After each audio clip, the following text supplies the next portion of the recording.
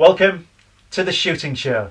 This week we follow two of the shooting show team to the Scottish Highlands engaging red stags.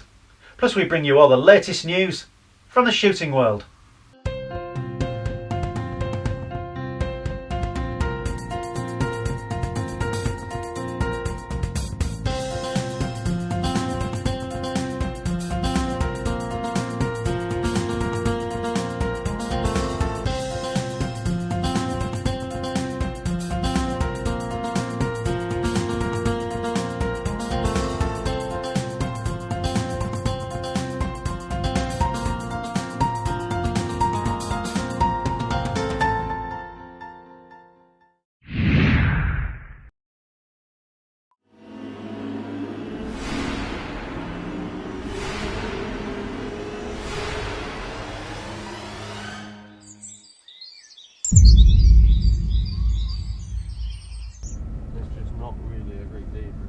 We travelled back to Glenetiv during the start of last year's Red Rut. Crack publishing duo Ruth and James are both eager to get out at a stag. We toss a coin to see who the camera will accompany today. It's Ruth who'll be stepping into the limelight. Right, you want to load up?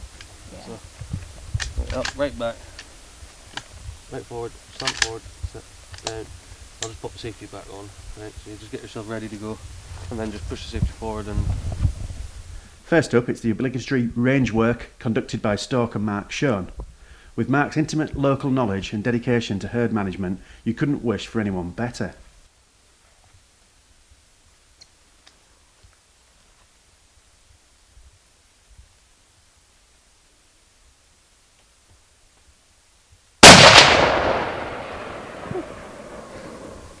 So we're off up to Ben Highlands today after my first stag of the season, and it's raining a bit, which is nice, but we'll get up there and try not to get too wet on the way, and hopefully we'll find something.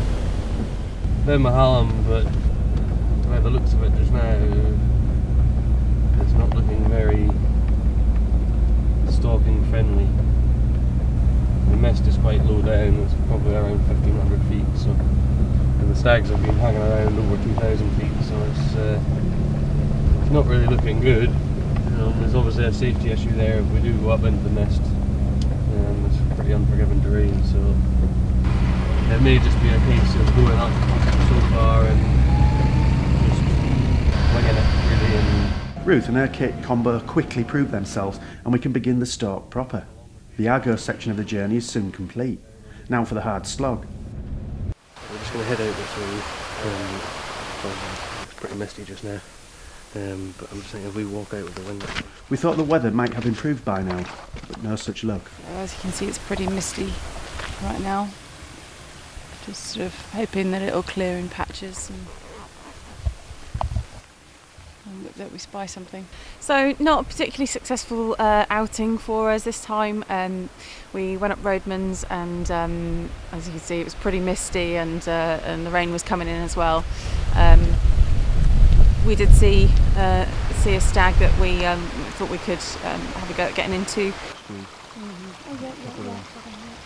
Decent position, and we wanted to come round in front of him, but with the mist and the conditions it just wasn't to be, and the wind was swirling around in there, so it meant we probably winded him and sort of trotted on up the hill a bit.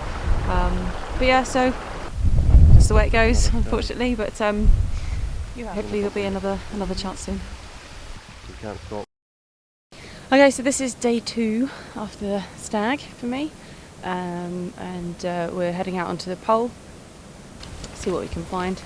The weather's a bit better today, as you can see, a little bit chillier. Hoping we might come across some travelling stags or something like that. Some hill walkers out in front of us, so that might be slightly problematic with they might push the deer on a bit. But we're going to commit to this and see how it goes. We've always got the option later on from here of going on to Ben or somewhere to see what we can find there. So we're just going to see what happens when we go up the pole. Day 2 quickly falls into the same pattern as day 1. So we went up onto the pole and having said that the weather was much better earlier, as you can see, it's not. Yeah, it got fairly bad up there. I'm not one for giving up, but the wind was pretty bad. Hailstones, the lot. So we were concerned that if there was something over in the next corrie, that the burn would be too high to be able to get it out again anyway. So we're going to try again another time. If I could sum up today in one word, pish. There you go. So this is day 3.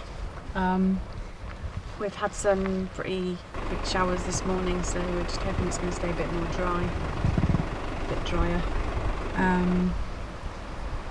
So we're just having a spy about at the moment, see what's about, heading towards the Dalness end of the glen.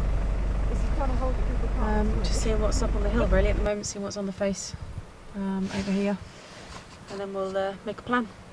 Yeah, we'll take the Argor run out by Mahal and try to have a spy if we see something that's worth going.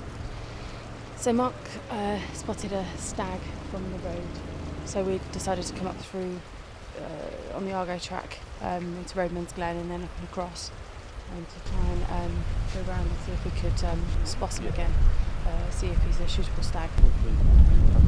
So far we've not seen him again, so we'll see. The only thing we can do is try and come in below them. Can't go much higher because we'll wind them. What's that distance would you say they are? 200. Just minutes into this stalk, we bump into the perfect stag. Mark gets Ruth ready on the rifle and we wait for it to turn broadside. Something it clearly doesn't want to do.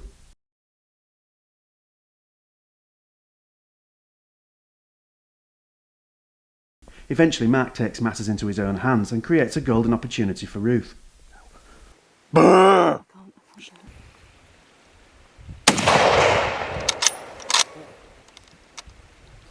We can't quite see where the stag has dropped, but Mark's confident in the shot. We hurry in to confirm death. We're just coming up through the woodland. We're actually on our way to spy a bit called the Pole, and we've seen this stag that we shot here. He was sort of walking the fence line. There was hinds on the other side.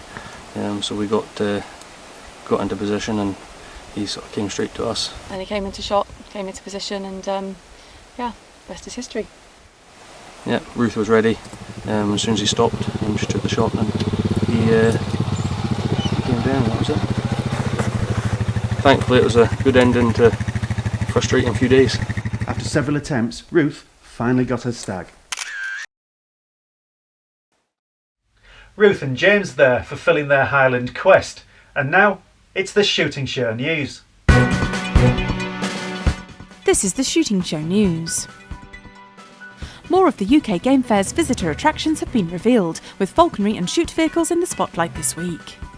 One of the most popular falconry teams in the land, CJ's Birds of Prey, will provide falconry demos throughout the 3-day event. This won't be your usual country fair display. They've promised a hunting-focused demo and even maybe a simulated hunt. And Great Wall has confirmed its attendance at the show. Its affordable pickups have found favour with gamekeepers since they came to the UK in 2012, and now they can look forward to making use of the 4x4 track already on site. Get the UK Game Fair in your diary now, the 22nd to the 24th of July at Stoneleigh. More and more women are taking up shooting, if new figures are to be believed. The UK's biggest shooting organisation, BASC, said the number of women joining up has risen a third over the last 4 years.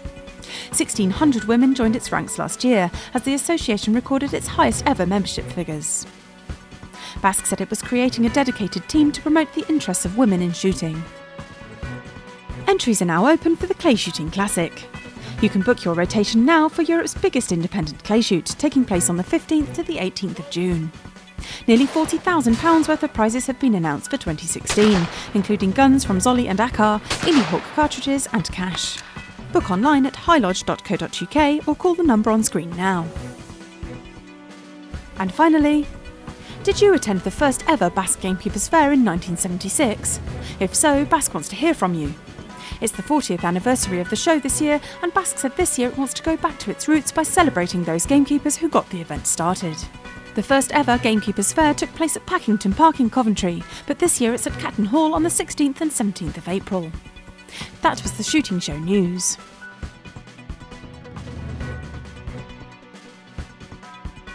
Well, that's it for this week. Thanks for watching. Please like us on Facebook and follow us on Twitter. And if you're not a member of Basque, it's time to join now. Basque, looking after your sport, looking after you. This has been The Shooting Show.